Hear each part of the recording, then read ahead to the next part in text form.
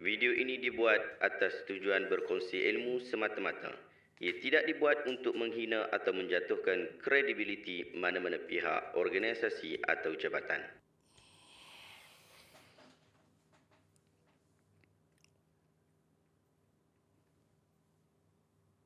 Assalamualaikum warahmatullahi wabarakatuh. Saya Syekh Habudin. Terima kasih banyak kerana anda berada di channel YouTube saya dan terima kasih banyak jika anda telah tekan butang subscribe. Kalau belum tekan butang berkenaan, tekan butang itu sekarang jika ada video-video yang bermanfaat. InsyaAllah akan ada di feed YouTube anda. Sahabat-sahabat, baru-baru ni viral tentang satu video. Saya tak tahu video lama ke video baru dan sebagainya. Tetapi ramai orang hantar video ni dekat saya dan minta saya react berkaitan tentang isu ni. Jom kita tengok video berkenaan sama-sama dan kita berikan reaction selepas itu. Ini video yang viral tu Anjing masuk masjid. Lari orang mampu Tu dia kena katung pungkok anjing tu. Oh, dia masuk dekat tempat orang solat Dia dekat abang tu tengah sujud tu, dia boleh pula duduk menempel dekat abang tu Oh, dia buat macam kucing. Kawan tu dah pening dah.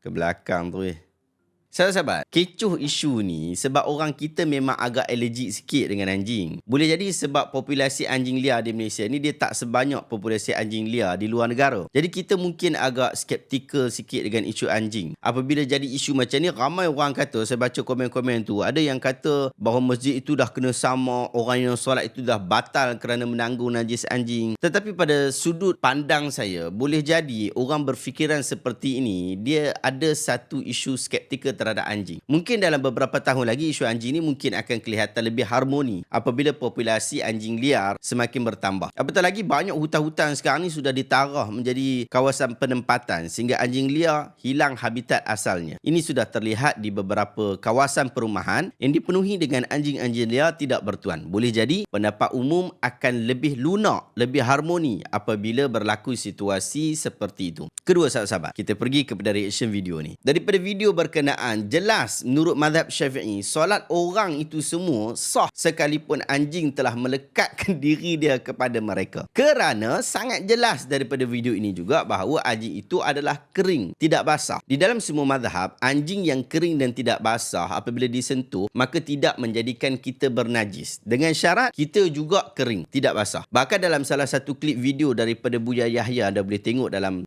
video di dalam channel beliau menjelaskan bahawa jika ada sekeluarga anjing yang duduk di mihrab masjid, kemudian datang Pak Imam dan menghalau anjing itu, lalu Pak Imam solat terus di tempat anjing berkenaan tadi duduk, maka solat dan sujud itu sah dengan syarat kering dengan kering.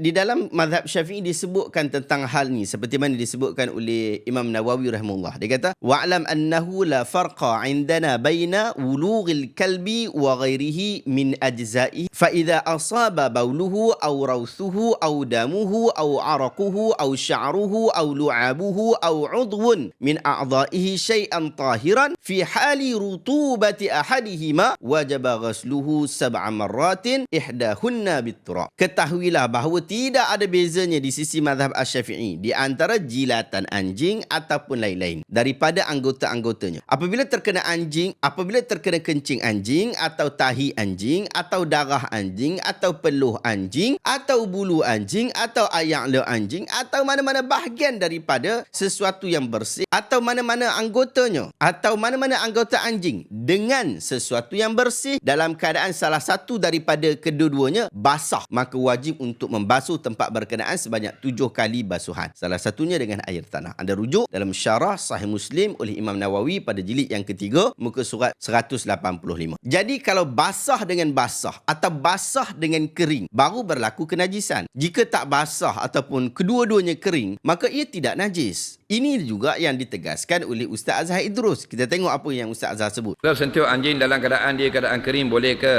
Bagaimana dengan khinzir? Apakah hukum khinzir atau anjing melintas di jalan yang kering dan basikal saya terpaksa lalu ke jalan itu? Perlukah saya tiada jalan lain? Perlukah saya samak tayar basikal saya? Samak tayar basikal. Laluang tu lalu di anjing atau lalu di babi, dia pun lalu dengan basikal, tak payah sama. Dia ni kalau kena najis anjing itu, kena pada badan kita tapi tak lekat. Katakan ni anjing setuh di tangan kita gitu. Nah, anjing lari setuh tangan. Uish, kena tangan. Kita pun tengok di tangan. Nah, kadok melekat benda-benda. Tak wajib basuh benda. Faham lagi? Tapi kalau tangan kita basah, baru sudah basuh tangan, berair atau dalam hujan, kena basuh. Ambil air tanah sekali waktu gitu, basuh air pahit 6 kali je. Faham lagi? Bukan payah sangat. Tapi kalau kering tak ada masalah. Walaupun setuh. Itu kenyataan daripada Ustaz Azhar Idrus yang saya setuju dengan kenyataan berkenaan. Menariknya juga sahabat-sahabat, waktu saya belajar di Mesir, tempat saya belajar 10 tahun lepas, anjing memang banyak. Sampai kadang-kadang anjing masuk masjid, masuk kawasan perumahan kita. Menariknya Mesir yang berpegang kepada mazhab Syafi'i, mereka mengambil fatwa di dalam mazhab Malik yang mengatakan bahawa anjing tidaklah najis. Dalam mazhab Malik, sentuh anjing dalam keadaan basah pun tak membawa najis pun. Peluh dia tak najis, darah dia tak najis, ludah dia tak najis, jilatan dia pun tak najis. Jadi kalau dia jilat dekat kita pun dia tak jadi najis menurut mazhab Malik. Dan menurut mazhab Malik, basuhan yang disebutkan dalam hadis hanya bersifat galakkan saja. Siapa nak basuh 7 kali, dia basuh 7 kali. Siapa tak mau basuh, silakan tak payah basuh. Dia nak pakai sabun pun boleh, dia nak basuh macam biasa pun boleh, ikut sukati dia. Kiranya dalam mazhab Malik ni anjing sama macam kucing. Hukum dia adalah hukum yang sama. Oleh sebab itu disebabkan pelbagai keperluan, disebabkan hujah, maka Mesir sekalipun dia mazhab Syafi'i tetapi dalam bab kenajisan anjing mereka memilih pandangan mazhab Malik. Anda boleh rujuk video ini. Kita ambil sikit selingan daripada fatwa daripada negara Mesir. أحمد مسعد يقول هل الكلب طاهر؟ يرى فقهاء المالكية أن الكلب طاهر وهو ما نفتي به في دار الإفتاء المصرية. الكلب طاهر لا نجاسة، يعني إذا لمسه الإنسان أو مس الإنسان أو صلى الإنسان في مكان فيه كلب أو مر فيه كلب الصلاة صحيحة فلا نجاسة. Dia sebut apa? Dia kata fuqaha mazhab Malik berpandangan bahawa anjing adalah bersih ataupun suci. Pandangan itulah yang telah dipilih dalam fatwa Darul Ifta' Mesir bahawa anjing adalah bersih, ia tidak najis, dengan maksud apabila seseorang menyentuh anjing atau solat di tempat yang terdapat anjing atau solat pada tempat yang pernah dilalui oleh anjing, maka ia tetap dianggap suci dan tidak dianggap najis. Oleh sebab tu tak peliklah kalau kita tengok Syekh Usamah Al-Azhari yang datang ke Malaysia baru-baru ni, yang orang anggap dia, orang angkat dia sebagai seorang tokoh besar Al-Azhar dan seumpama dengannya, dia pun pernah dilihat berjabat tangan dengan anjing. Berjabat tangan, kira dia salam dengan anjing. Jadi tak payah marah sangatlah kalau budak-budak kita, geng-geng veterina ni, dia ambil gambar dalam keadaan dia orang merawat anjing dan seumpama dengannya, ambil gambar dengan anjing. Kita tak payah ambil marah sangat dengan mereka lah. Sebab benda tu biasa saja. Mereka pun tak ada ambil gambar berjabat tangan dengan anjing. Dan menarik juga, mungkin kita boleh kongsikan sikit dekat sini. Dulu ada viral gambar tokoh-tokoh besar tanah Melayu bergambar dengan anjing. Mufti Kelantan Haji Wan Musa dan Dr. Burhanuddin Al-Hilmi, tokoh besar PAS, dan juga Raja Kelantan pun ada dekat situ. Anda boleh tengok gambar ni. Gambar ni diambil pada tahun 1930-an. Gambar ni diambil selepas daripada perbicaraan yang berkaitan tentang najis anjing. Yang duduk sebelah kanan sekali adalah Haji Wan Musa, Mufti Kelantan. Yang duduk sebelah anjing tu ialah yang teramat mulia Raja Kelantan. Sebelah baginda yang mulia Haji Abbas Taha, Qadi Besar Singapura, dan Haji Nik Muhammad Siddiqi Haji Wan Musa. Di belakang tu ada yang mulia Tengku Cik, yang mulia Dr. Burhanuddin Al-Hilmi, yang berhormat Datuk Seri Diraja Kelantan, dan Nik Mahmud. Tuan Haji Nik Abdul Aziz bin Haji Nik Hassan pernah tulis dalam buku dia yang bertajuk Islam di Kelantan. Buku ni agak mahal sekarang, dia sebut dalam naskah yang agak rare. Disebut di situ Raja Kelantan iaitu Tengku Ibrahim Ibn Sultan Muhammad IV memanggil Haji Ni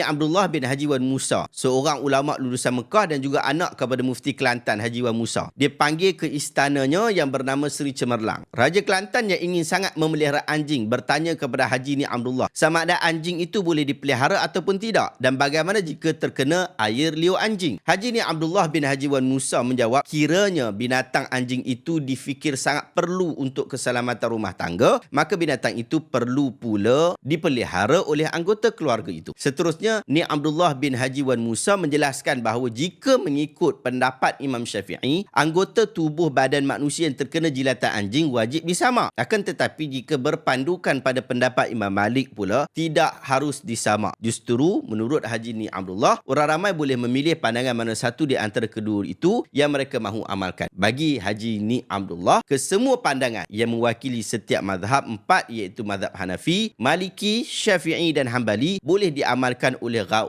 orang ramai walaupun dengan cara talfiq, iaitu campur aduk di antara satu sama lain. Cuma apa yang beliau ingatkan ialah agar amalan mereka tidak terkeluar daripada lingkungan mazhab 4 itu. Menurut beliau, perbezaan pendapat di antara ulama-ulama mujtahid mutlak itu hanya berasaskan kepada daya ijtihad masing-masing berpandu kepada Al-Quran dan Al-Hadis. Tambahan pula, tiap-tiap imam yang mengasaskan mazhab mereka masing-masing itu tidak menyalahkan pandangan-pandangannya yang berbeza di antara mereka. Dan tidak pula mewajibkan orang-orang kemudian supaya mengikuti kesemua pandangan mereka masing-masing. Di situ Mufti Kelantan Haji Wan Musa, Haji Abbas Taha yang merupakan Qadi Besar Singapura waktu itu, dan tokoh besar PAS iaitu Dr. Burhanuddin Al-Hilmi adalah antara tokoh Islam yang menyokong pendapat Haji Ni Abdullah. Jadi isu ni dia sebenarnya dah panas sebelum ini, kemudian dipanaskan lagi sehingga kepada hari ini. Isu anjing adalah isu yang agak menarik dibincangkan oleh orang Melayu, apatah lagi dalam keadaan orang Melayu agak skeptikal dengan anjing. Wallahu ta'ala alam, saya cadangkan anda untuk memperbanyakkan pembacaan dan juga kita menghayati hadis-hadis yang sahih yang disebutkan oleh Nabi SAW. Dapatkan buku Sahih Al-Bukhari. Kalau siapa nak infak pun boleh, kita dalam projek untuk cari 100 naskah, 100 set